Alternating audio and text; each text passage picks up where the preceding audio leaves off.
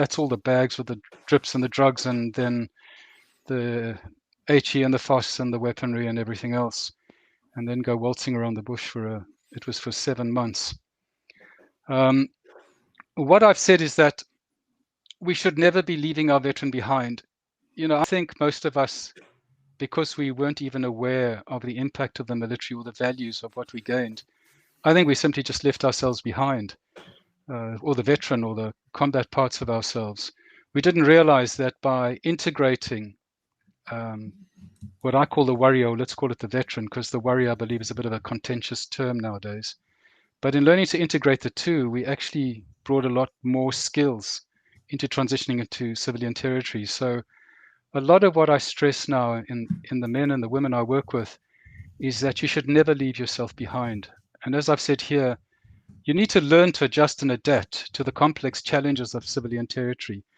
And certainly, civilian territory is complex, it's demanding, it's unpredictable, and it's uncertain for the majority that do transition in. In fact, in many ways, I tend to call it the next operational territory. But what I indicate is that the core values of the veteran and the wisdom gained from the military will not only inform and guide the civilian part of you, but can certainly make you a better man or woman. If you think about it, in the military, some of the core values of reliability, dependability, sense of other, self-sacrifice, and service, I think those are fairly thin on the ground in the civilian world, which is very much me-centered. And I think those values that veterans bring into the civilian world are really should be valued and really have a place. I've said that who you were can and should become a part of where you are now. And I don't think it's about getting stuck in the past, but I think it's about allowing the past to inform the present. For those of you that have left yourself behind, and there are a lot of factors that can impact on that, things like shame, not feeling good enough. I didn't operate in territory. I was in an admin role. Whatever it is, you need to work through that. And part of your challenge and part of your mission is really to go back and reclaim yourself and the positive aspects of who you were and bring them back with you. So I'm going to cover a couple of things today. I'm going to start off, as I've done, about not leaving your veteran behind. I want to talk about the warrior acronym that I put together.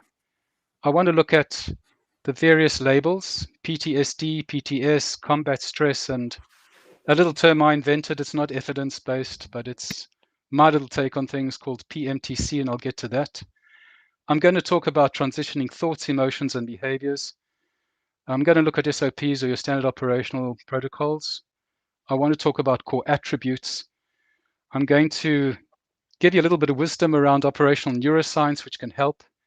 And I want to talk about NDs, which we call ADs, accidental discharge or negligent discharge or stoppage in a runaway gun, are operational concepts I use to train in what happens when you don't take care of yourself. I'm also going to look at your daily pull-throughs, and I'll explain for those that don't understand a pull-through. When I get there, I'll explain what I mean. I'm going to look at the SEAL approach, which is an acronym I created around things which I think are quite important. And then I'm going to look at 13 lessons to successfully operate in civilian life.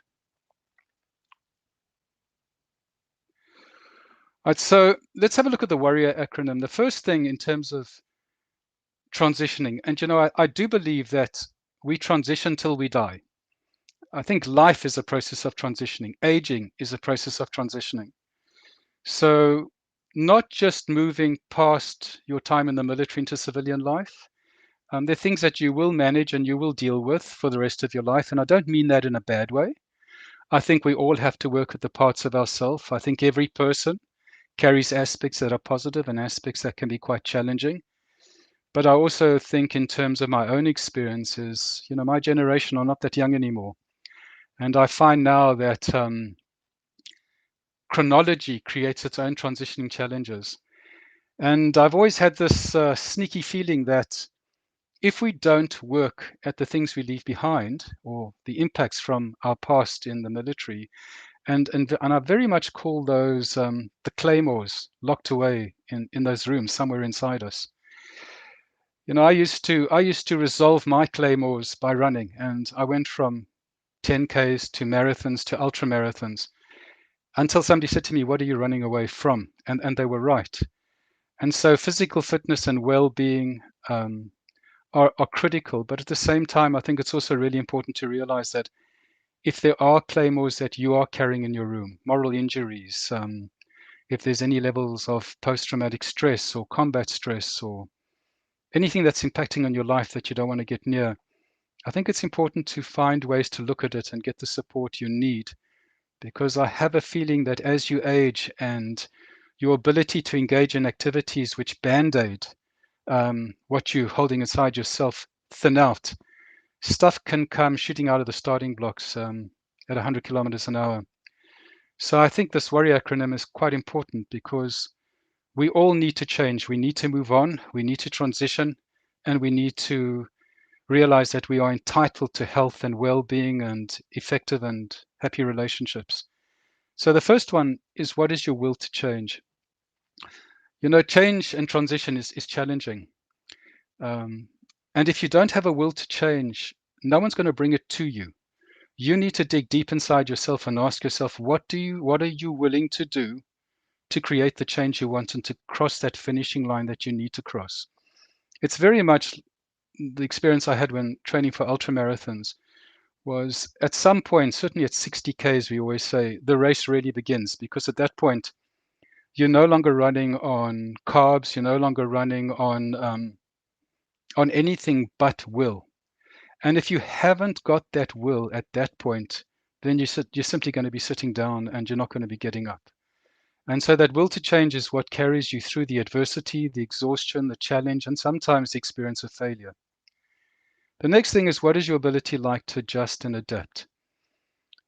Coming from the military, however many years ago, we're not warriors anymore. We're not in the military anymore. You may not be a first responder anymore.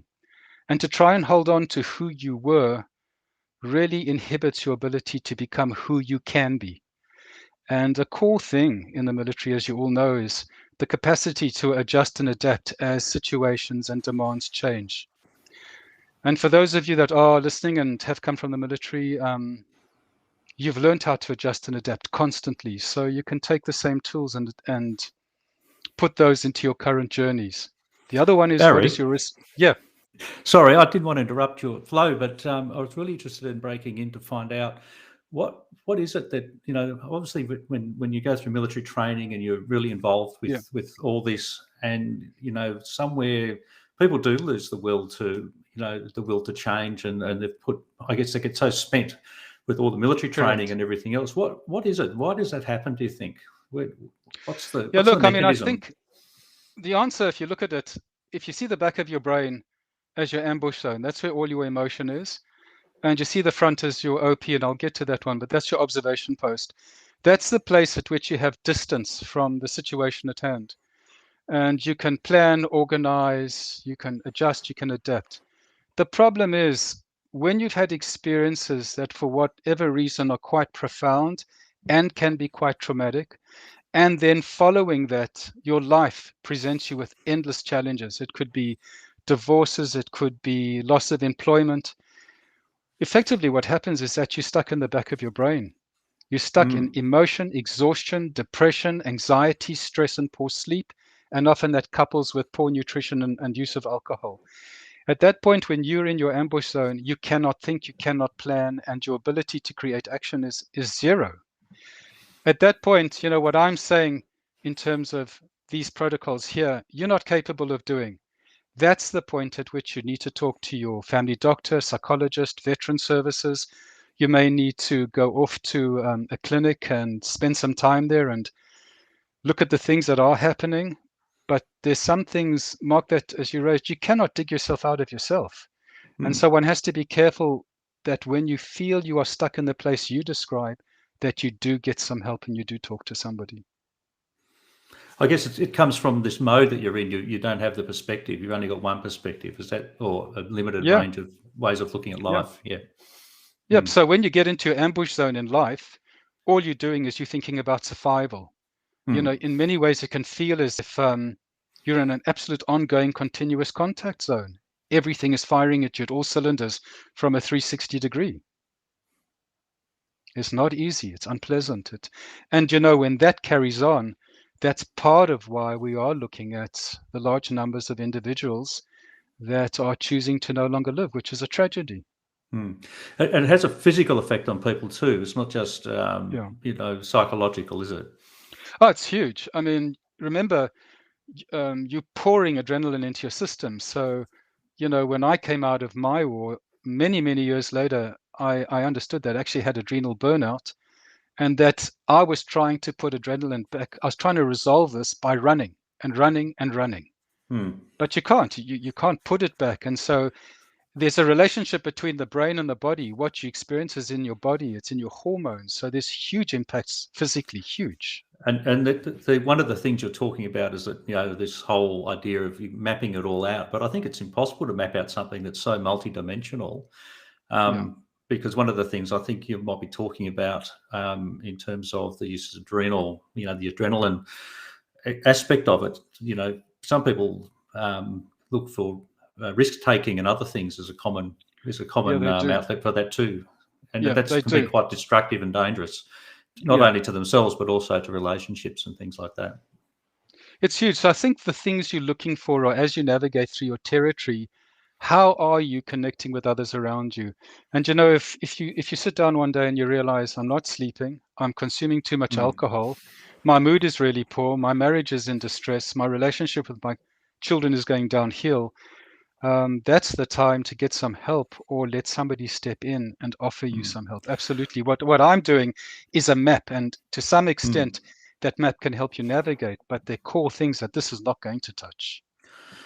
What I mean, I know we're talking about veterans here, but part of this is the families. I mean, I'm assuming that they go through a process where they're actually wondering about what they've done wrong or what they can do around this sort of situation. What's a good sort of way for them to at least start coping with it or start thinking about how to deal with it for themselves? And, you know, is it something that they would commonly perhaps blame themselves for, or feel that it's directed at them, but even though it may not be, etc.? I mean, what's your insights for family members who might end up watching this? You know, Mark, I think at war, whatever is directed at you from what we perceive to be the enemy is what the veteran struggles with. But when he comes home or she comes home, unless we've done our work, we create that war at home and we become the enemy. And so our families then experience at home exactly what we experienced at war. Now, what I've often done a lot with the guys when I see them, or even if they're not, the veteran can be a male or a female, is to get the partner in, and I do a veteran debrief. Part of how I wanted to create impact on that was in my first little book, Which Way Is Your Claymore Facing, I actually wrote a letter from the veteran to whoever, the partner. Because what I found personally and what I found with the people I was sitting with was that it's really hard for us to talk about what's happening inside us. And, you know, I would say I'm still within that territory. There are things I can't talk about. And if I do try and talk about certain things, it's not easy. And so I thought, well, what would happen if I wrote a letter on behalf of all of us, of all the generations from World War I to World War II, the Vietnam boys, Iraq, Afghanistan, if there was a letter that could encapsulate the hearts and the souls of where we truly struggled and offer that as a bridge to the partner. I think also with the partners, when they do feel like they're in a 24/7 war, they do need to seek appropriate help. People who understand veterans, who understand the territory of veterans and can help them navigate through it, set appropriate boundaries and teach them ways to communicate. Excellent. Thanks, Barry. Cool. Sorry, I'll let you get back to your presentation. Mark, jump in anytime. Otherwise, I'm just quacking at folk. Well, I guess I want to just ask questions that I think are relevant to some of our audience. I do know personally a few people on there that I think would be interested in a couple of insights too. But also, I'm extremely interested in in some of this more broadly, just from spreading this out, not just from obviously from a veteran's perspective, but the people closely involved with them play a key role. So it is something that we're always, at AVN, we're always interested in that as well. Yeah, that's great. And also, I think part of my goal is also to equip professionals working with veterans with the language, the insights, to be willing to sit down, listen, and understand their territory, and what I call earn the right to sit opposite them, not the other way around. Okay. So I think also, again, you need to ask yourself, what is your responsibility to yourself and others like? And this touches on what you said, Mark, which is, if your home environment, your work environment, your everyday environment is an unmitigated disaster, that you're kind of leaving bodies metaphorically everywhere. Your relationships are falling apart.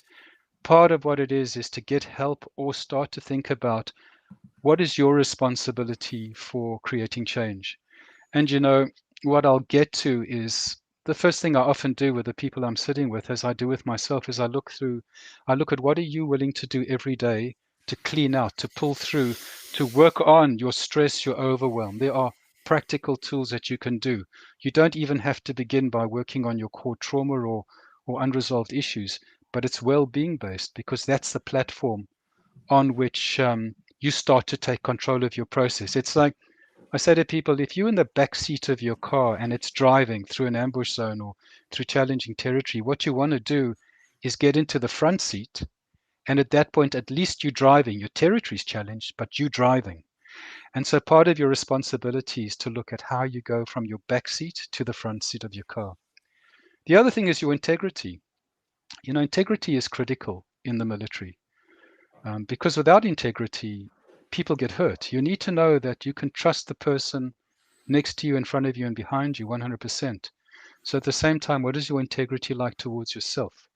Are you willing to do what it takes to begin to get back to yourself and move forward in your life and enjoy a life well lived? The other one is how observant rather than reactive. Veterans have a reputation for being reactive. We flip into our ambush zones very quickly. And the ambush zone will either have a flight, fight, or freeze response. And sometimes it can be a fight response where veterans can feel really triggered. They can become quite aggressive, verbally aggressive. And I think part of the challenge and the healing is when you are upregulating in your ambush zone, is what are you willing to do, and what are the tools and the strategies that put you in your OP zone? So for a brief moment, you can step back out of the ambush zone, you can breathe. I often say you can go and have a cold shower, that'll do everything at once. But you need to be able to get back in your body, you need to be able to breathe before you re-enter the territory which is not working. The other thing is we know that all the unresolved stuff and the impacts we carry, and not all the impacts are traumatic. Some of the impacts are loss of tribe, loss of self, loss of capability, loss of responsibility. All of these impact on us, and anxiety and stress and overwhelm can kick up, and then all the other issues around neglect of self and alcohol use. All of this impacts on how we connect with others around us. And when those are beginning to deteriorate, part of what we want to do in the process of healing is we want to be able to begin to repair, get the help to help us repair, but we cannot just let damage go downhill. So that warrior acronym is a good one to put up somewhere, and maybe once a week look at it and see, where are you in each of those? What do you need to work on? What do you need help for? Okay. So lots of labels. Don't you love labels? PTSD, look, I, like many veterans, have a problem with a disorder. I don't like to think that I'm disordered. I would not like to feel I'm disordered. A disorder kind of sticks me in the box, and I'm not sure how I would get out of it.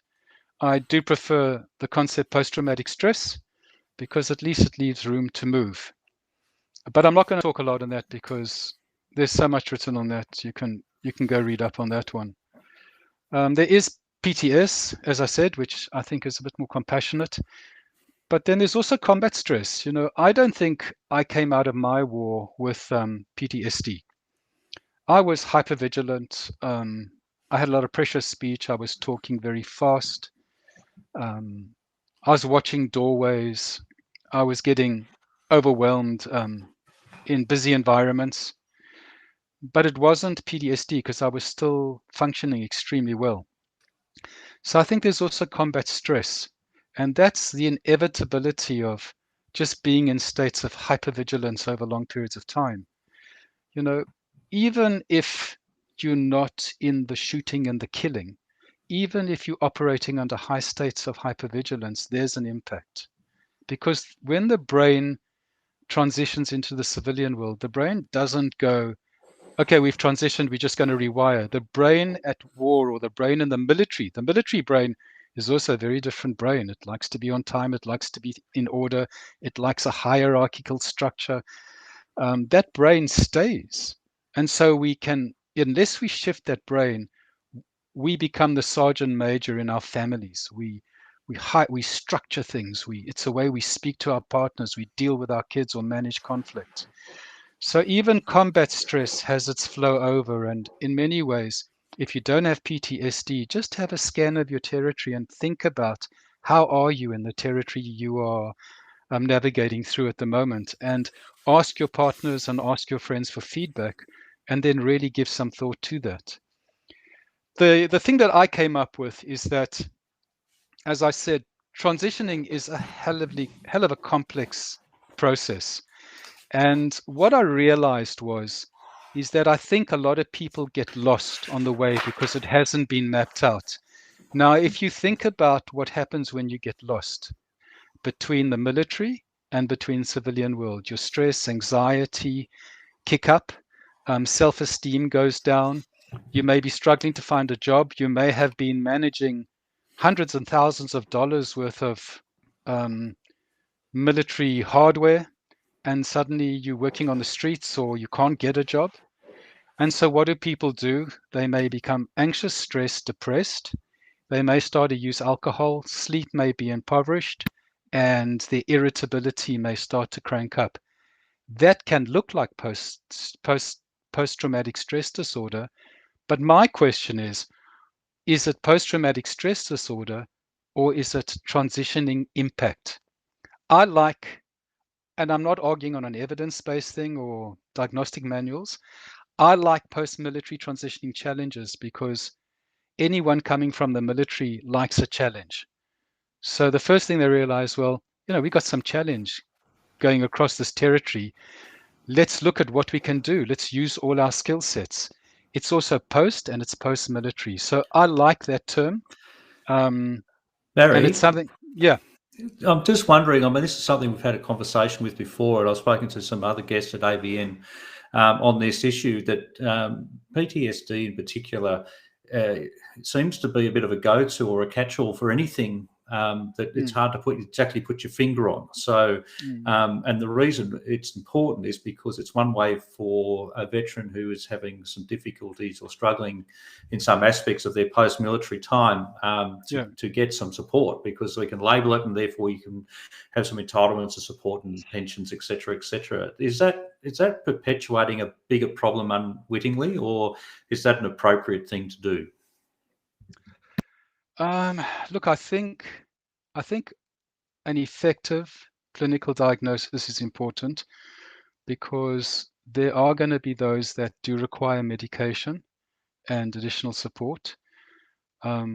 Also, without the diagnosis and the documentation around that, it's also very difficult to get the entitlements that are available to you. So I don't know, Mark, does it perpetuate? Maybe yes, maybe no.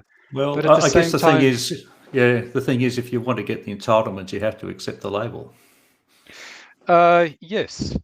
Because you're not going to get it without a label. But then your challenge is, you may very well get the entitlements you do deserve, and that can be a bit of a bun fight sometimes.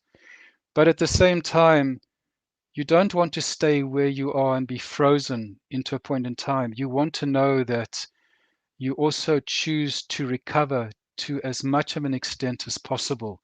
and that you will do whatever it takes to recover. To stay where you are just to get something is a problem, because at that point you're no longer thriving, you're just surviving.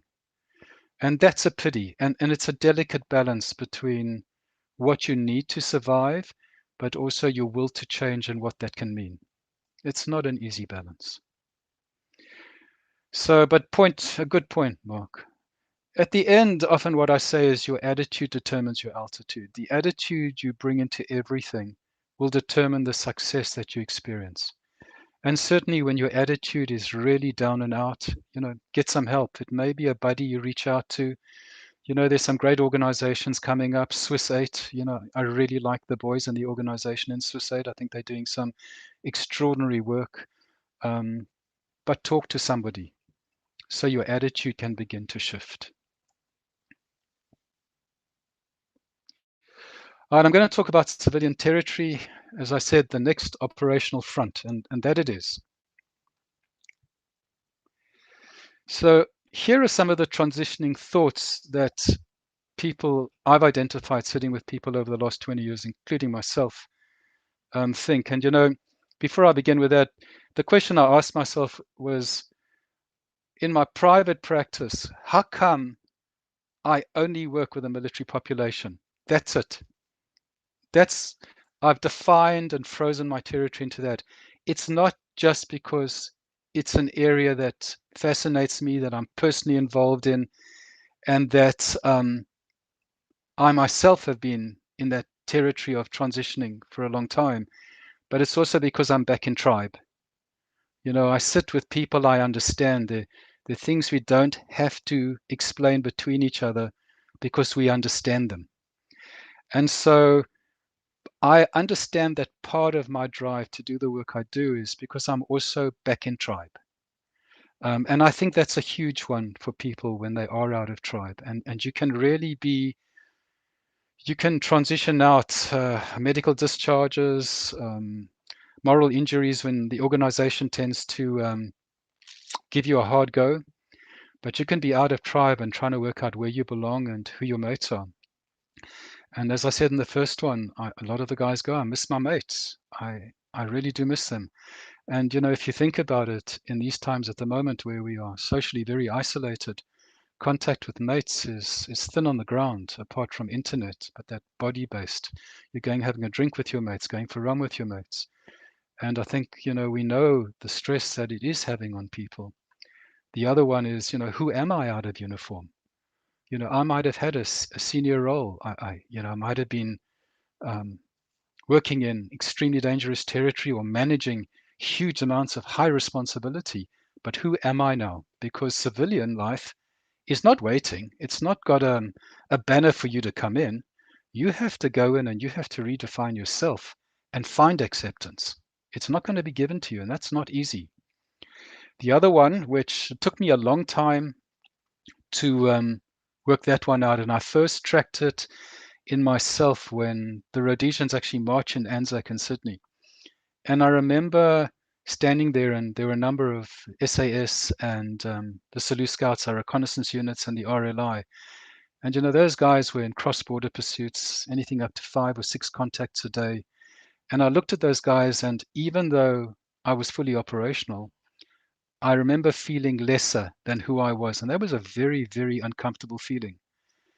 And over the years, as I've slowly opened up this question to the guys, and I'll often say things like, how do you feel about wearing your medals? How do you feel about marching in Anzac? And there's always a hesitation. And with I think the majority of people, I don't feel I've earned the right to call myself a veteran. Now, the interesting one with that one is I have a mate who's a Navy SEAL, was a Navy SEAL, a commander in the United States. And I was talking to him and he said to me, I feel the same way because I don't think I went into as many complex challenges as a lot of my mates did. And so my response to everyone, including myself, is where does this stop? Right from the bottom to the top, people are feeling that they haven't earned the right. They don't feel good enough, strong enough. I haven't crossed the wire. I didn't have enough contacts. I didn't kill, whatever it is. So we have to watch that one, because that one can hollow you out from the inside. The other thoughts that I come across is civilian life is confusing, random, and noisy. And, for those of you that are listening, ask yourself, how are you in the noisy shopping centers when you go with your wife and kids or your mates and everybody's running around and there's endless noise 360 around you? What is that like? How do you feel? As I said, the brain doesn't just change in the transition between the military and civilian life. And a lot of folk go, well, my brain is still operating on the battlefield. I'm driving a car and I'm looking for IEDs. I'm sitting in shopping centers and looking for escape routes. My kids get angry, or somebody gets in my face, and I just feel like I'm about to move into an aggressive zone. And they don't know what to do with that, because the wired brain is beyond conscious intent. That brain drives you, it controls you. I've often heard people say, I feel unskilled and ineffective. I was doing high-tech stuff, huge levels of responsibility, and the best I can get is a manual job. And there's nothing wrong with manual jobs, but it's that gap between who they were and what they need to do. And that can be challenging for them as well.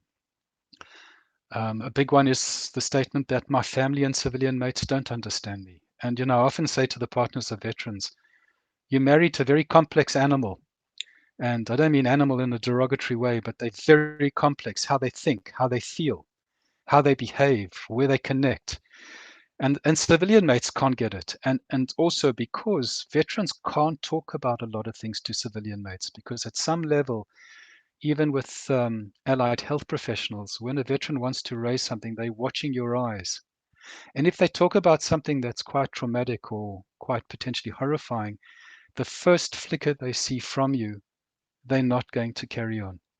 It's a high risk to be able to put that part of yourself out there. It's like a sniper once said to me. He said, I've never said this to anyone because I simply can't. And I said, okay, well, throw it at me. And he said, what I miss most is hunting humans. And I said to him, you know what? I understand that. And I do understand that, because I understand that inside myself. And all of us who've been there understand that as well. Because what is the military training? Part of the training is, whether you're operational or not, is to learn to be able to, at its crudest level, to be able to kill. So there are things that people struggle to word and others struggle to understand and hold. And I understand that compassionately. What that then does, it puts people in positions where they're saying, at the moment, I just feel very lost and alone. I don't know where to begin. I don't know where to connect. I've lost my tribe and my mates. And sometimes it can get so bad when you're caught up in your ambush zone that people start to say that everyone feels like the enemy. I feel like I'm back at war. It's just a pervasive hopelessness. And all they want to do is go and get a little piece of ground somewhere in the bush and leave civilization alone.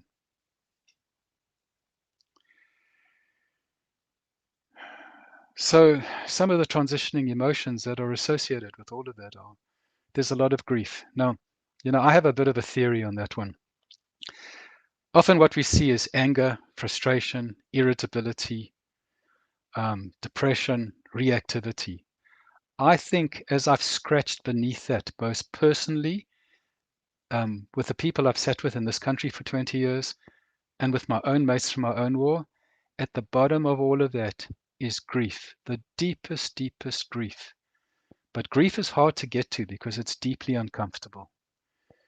It's easy to be angry, but it's hard to feel the grief. And I feel it sometimes. I see me playing it out when I'm watching a movie, and I can feel I'm starting to get quite emotional. And my wife looks at me and she says, you okay?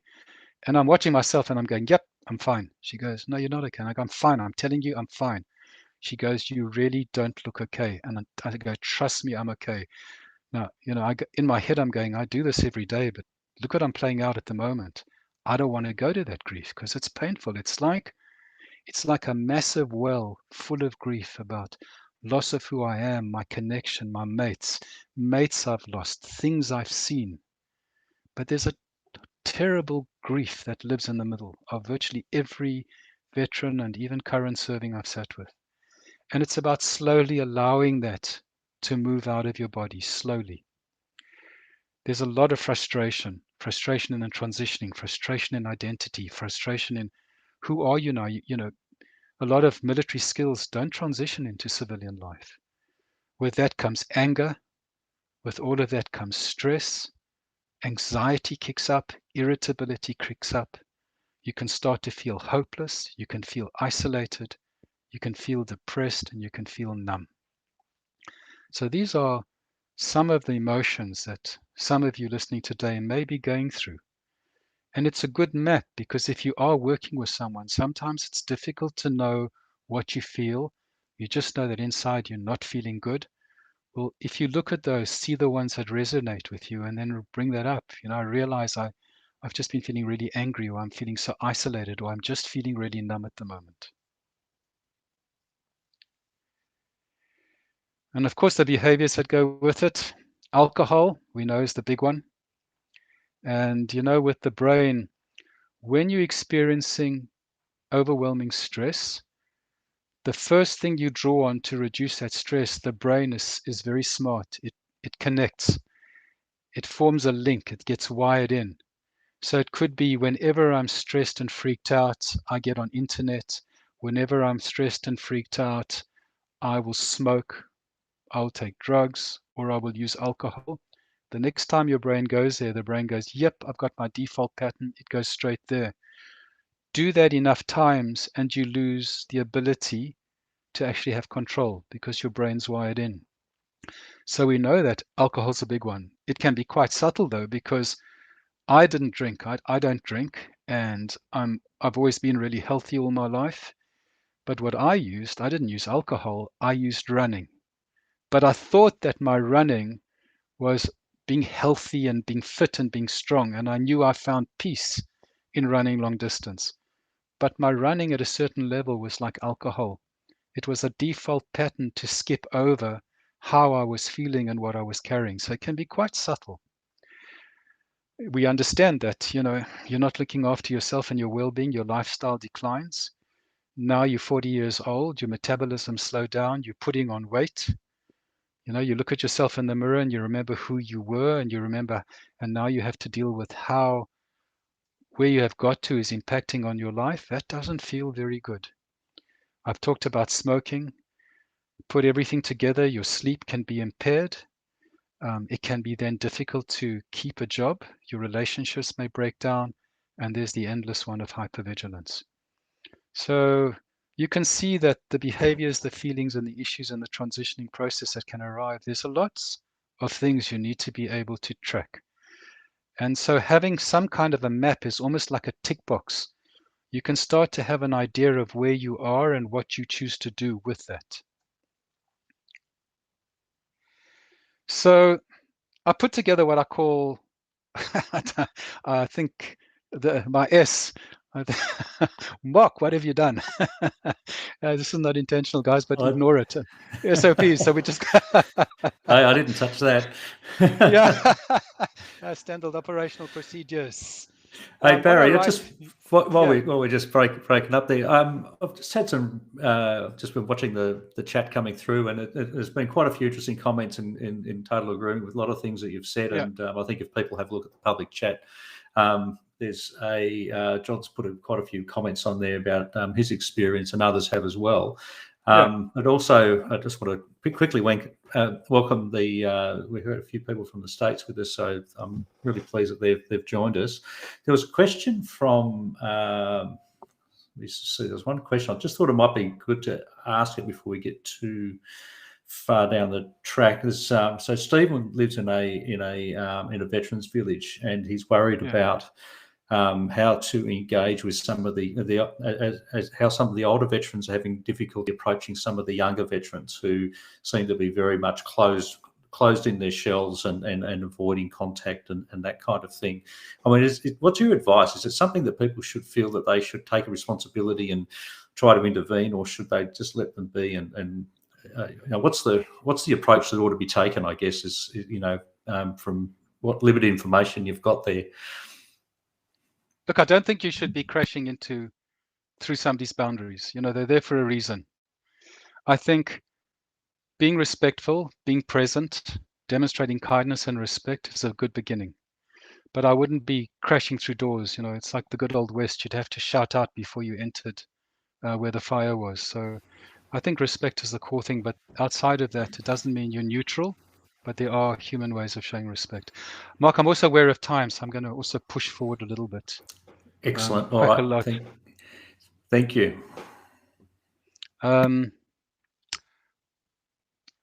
Okay, so I'm just going to run through these quickly because it's not too hectic. This one is, if you think about a successful operation, it needs leadership.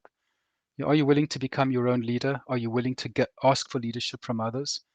On-the-ground intelligence is very much creating a map and an understanding of the transitional complexities, which I'm trying to do. Looking at operational protocols, what is it that helps you navigate your communication networks? Who do you communicate with? Are you being supported? Who are your mates, organizations? Appropriate weapons and weapon maintenance is very much the tools you take and how you look after and use those tools to support you. Backup are the people that are there for you, and the team is the organization or the individuals that surround you. Again, the core attributes necessary for successful operation, as I've said, you need to have adaptability, you need to have resolve, self-discipline. It does take a certain amount of toughness, even if the toughness is the willingness to ask for help. Trainability is to learn to become different, to adapt and adjust. It takes teamwork, it takes a level of judgment, dependability and reliability directed towards yourself.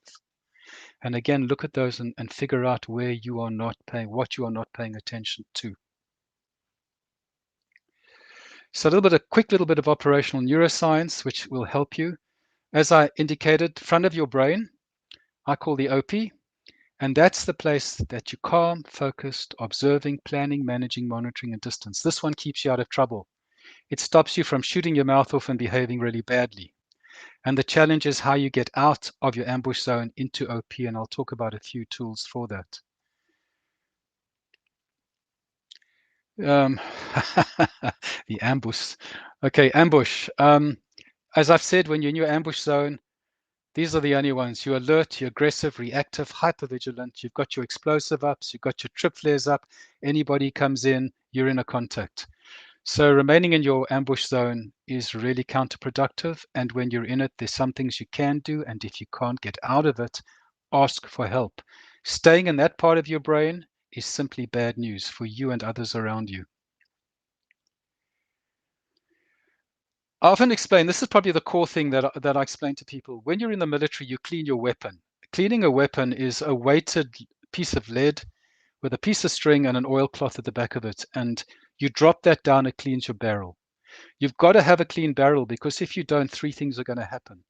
You're going to have an accidental discharge or a negligent discharge when your weapon fires off without you meaning it to fire off. You're going to have a stoppage. The E disappeared somewhere. But a stoppage is when a round gets stuck in the barrel and you can't operate clearly. You can't. The weapon is useless and you have a runaway gun. Now, a runaway gun is when a weapon starts firing like a machine gun uncontrollably and you don't even have your hand on the trigger, but it's firing. It's a frightening experience. Now, when it happens to us as people, a negligent discharge is sudden rage, aggression, uncontrolled acts, losing it with your children, your partner, or at work. A stoppage is you can no longer operate clearly due to high anxiety, stress, or depression. It's a literal shutdown of your ability to function. And a runaway gun is when you are simply out of control. And what I explain to veterans is that you need to do some pull-throughs to keep your barrel clean, because if you do that, your capacity to navigate through the transitional process is going to be a lot more effective. So I talk about your daily pull-throughs. And what I say is how you transition into civilian life will be determined by your ability to track your progress, your well-being, mental state, impact on others, and use of pull-throughs. And the easiest one to begin with is a pull-through. There's no excuse that you can't walk, go for a run around the block, eat effectively, and do a certain number of exercises. There is no excuse. So some of the emergency ambush protocols I do talk about with folk is, drinking a glass of cold water can change the blood flow at the back of your brain. So when you're cranking up, just step away, drink a glass of cold water. It can calm your brain. Do some of the breathing techniques. Box breathing is very good. You can look at that one. I don't need to talk you through that in 4-7-8 breathing, but the box breathing is used by a lot of the special forces and individuals. It's very effective. A cold shower is excellent. When you are really out of control, get into a cold shower. Some of you may have heard of Wim Hof and his breathing technique and the use of cold water therapy. If you haven't, a cold shower will rapidly kick down your brain, your body. So when you come out of a cold shower and you take a few deep breaths, you can enter back into the communication and be a lot more present and have more control. And sometimes the thing to do is also say to your partner and set a protocol up where I feel I'm going into my ambush zone, I'm going to time out for 15 minutes and then I will come back more self-regulated. Longer term protocols. I'm a firm believer in mindfulness and meditation. I've meditated for 47 years. I had an Australian veteran talk to me about yoga many years ago, and as I said, I don't bend, but I still creak into my yoga as a result, and it's made a huge impact on my life. Physical activity, good nutrition, effective sleep, and reduced alcohol intake. You know, those pull-throughs are really, they put you back in the driver's seat. They don't change what you're going through, but it allows your ability to navigate through them to be a lot more effective and successful. So what I say is that remember to define your map to support effective navigation. You need to maintain situational awareness, and when in doubt, go OP to observe your operating capability. Remember that if you ignore your need to track and identify signs in your territory, you could certainly be heading into your own ambush. So the SEAL protocol is very much success is defined by your ability to visualize your goals, to identify areas of strengths and deficit, to maintain situational awareness and observe your arcs of fire, your family, your friends, etc. And remember that they're not the enemy, and they certainly shouldn't be in your arc of fire. You shouldn't be firing off at them to resolve what you're struggling with. E is for extend, where you need to learn new skills. You need to become comfortable being uncomfortable. And you also need to learn to adjust and adapt. You need to stay flexible. You need to release what no longer works. And you need to explore your territory and gain knowledge. And last of all, you need to learn, get help, speak to others, identify new tools, ask questions. Remember that the challenge of change is to create new opportunities for yourself. So I'll go through this very quickly. The 13 lessons is what I put together after running a couple of ultramarathons, and I always say talking to a large number of ancestors. So that giving up should never be an option. Small steps are better than nothing. Choose change rather than wait for change to choose you. If you wait for change to come to you, it can be a nightmare. Rather, you go to change. Choose your tools wisely. What's going to help you? And the other one is if you can't walk, you know, you've got a limited number of brownie points where others are going to carry you. So at some point you need to get up, dust off, and keep going, even if it's with help that you ask for. Life can certainly be an obstacle course, and you're going to need to have to learn to tolerate discomfort. In fact, what I say is learning to become comfortable with discomfort is one of the most important things we can learn to do. And often I find little areas of discomfort. For me, you know, having a cold shower every day is a level of discomfort, or running and pushing myself. You need to commit to your journey, and you need to keep moving no matter what. Learning to go from your ambush zone to your OP can save your skin, and effectively blame, if you're blaming yourself, it's dead weight. To do pull throughs, and also, you know what, take time for a good brew and take it easy. Go easy on yourself and have some fun. So that's a brief race through the bones of the transitioning process. And yeah, sorry, it's taken a bit of time, but I hope everybody's come out with something that can help them in this journey. Barry, that's fantastic. I hope I'm back on again. Can you hear me? Yeah, I've got you. Oh, very good, good. Look, fantastic. I was wondering how you were going to get through such a large number of slides halfway through there, because the conversation was so good, but you did it not in a rushed manner, but in a way that was just summarises it very, very well, and I'm sure people will get a lot out of this. A little bit of a problem with the way our software's messed up your pagination on your slides, but we can sort that out with potentially make some. You've got some plenty of material and probably a lot of this material in your books, and also on your website, which is up there at the moment, which I hope people will take the chance to go and have a look at it. And of course, we're extremely grateful that you've offered your Saturday afternoon or Saturday evening with us and given us the chance to speak with you and hear your thoughts. There's so many things. I mean, I've sat down, Ray, took a lot of notes for myself. I'm sure everybody's got something out of that. I was once told by an uncle in Germany who was a big proponent of this whole stuff about having using cold water and exercise. Yeah.